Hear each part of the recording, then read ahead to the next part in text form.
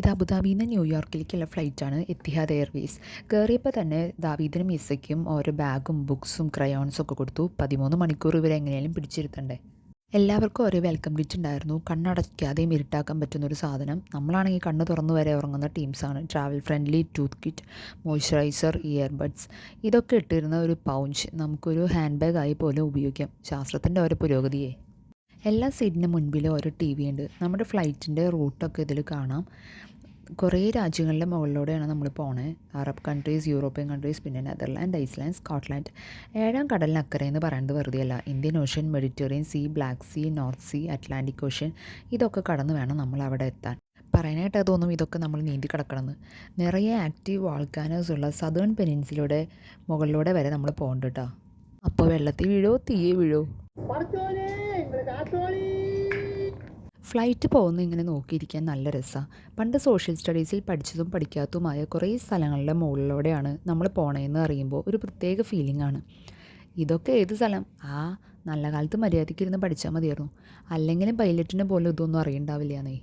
എന്തായാലും സ്ക്രീനിൽ കാണുന്ന പോലെ ഭൂമിയുടെ ഒരറ്റത്തുനിന്ന് മറ്റേ അറ്റത്തേക്കാണ് നമ്മൾ പോയിക്കൊണ്ടിരിക്കുന്നത്. എല്ലാവരും ടി വിയിൽ അവനവന് പറ്റിയ സംഭവങ്ങളൊക്കെ വെച്ച് കണ്ടുകൊണ്ടിരിക്കുക. കാർ റേസിംഗ് ഉള്ളതുകൊണ്ട് ദാവീദ് അവിടെ ഉണ്ടെന്ന് പോലും നമ്മൾ അറിഞ്ഞില്ല. പിന്നെ ഫുഡൊക്കെ വന്നു. ഇത് കിഡ്സ് മീലാണ്. Pasta, juice, yogurt, cheese ball, butter, dessert. അങ്ങനെ പാസ്ത ഞങ്ങൾക്ക് പൊതുവെ ഇഷ്ടമല്ലെങ്കിലും ഇത് നല്ല ടേസ്റ്റ് ഉണ്ടായിരുന്നു. അഡൽസിന് വന്നത് ബിരിയാണിയും ഫ്രൈഡ് റൈസും ഒക്കെയാണ്. പിന്നെ അതിൻ്റെ കൂടെ ബണ്ണും ഡെസേർട്ടും ഒക്കെ ഉണ്ടായിരുന്നു. ഒരു ബീട്രൂട്ട് ഉപ്പേരിയും ഉണ്ടായിരുന്നു കേട്ടോ. ബിരിയാണിയും ബീട്രൂട്ട് ഉപ്പേരിയും എവിടുത്തെ കോമ്പിനേഷനാണാവോ. മോരും മുതിരയും പോലെ ഉണ്ടായിരുന്നു. എന്തായാലും ഫുഡൊക്കെ നല്ലതായിരുന്നു. ഇതിൻ്റെ കൂടെ പലതരം ഡ്രിങ്ക്സും അവർ സെർവ് ചെയ്യുന്നുണ്ട്. Juice, tea, coffee, wine, beer, liquor. നമുക്കിഷ്ടമുള്ളത് ചോദിച്ചാൽ അവർ തരും. ഫ്ലൈറ്റിൻ്റെ അകത്ത് ഭൂരിഭാഗം സമയം ഇരുട്ടാണ്. അത് രാത്രി ആയതുകൊണ്ടല്ല, എല്ലാ വിൻഡോ ഗ്ലാസും അവർ ഡാർക്ക് ഷെയ്ഡ് ആക്കുന്നതാണ്. ആൾക്കാരെ പരമാവധി പിടിച്ചു കിടത്തി ഉറക്കുക എന്നുള്ളതാണ് അവരുടെ ഉദ്ദേശം. പിന്നെ നമുക്ക് എന്തെങ്കിലുമൊക്കെ ആവശ്യമുണ്ടെങ്കിൽ ബാക്കിൽ പാൻട്രി ഏരിയ ഉണ്ട്. അവിടെ പോയി കഴിഞ്ഞാൽ ചൂടുവെള്ളമോ ചായയോ കോഫിയോ ബിസ്ക്കറ്റ്സോ ഒക്കെ അവർ തരും. കാണുന്നത് ഏതോ ഒരു കടൽ ഏതോ ഒരു കരയിലേക്ക് അടിച്ചു കയറുന്നതാണ്.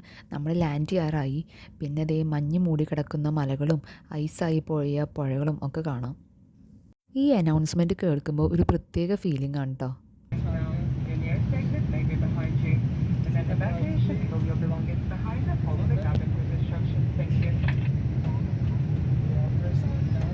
എങ്ങനെയുണ്ട് ഈ സൺറൈസ് വ്യൂ? അടിപൊളിയായിട്ടില്ലേ? ഈ യാത്രയിലെ ഏറ്റവും നല്ല കാഴ്ചയായിരുന്നു അത്.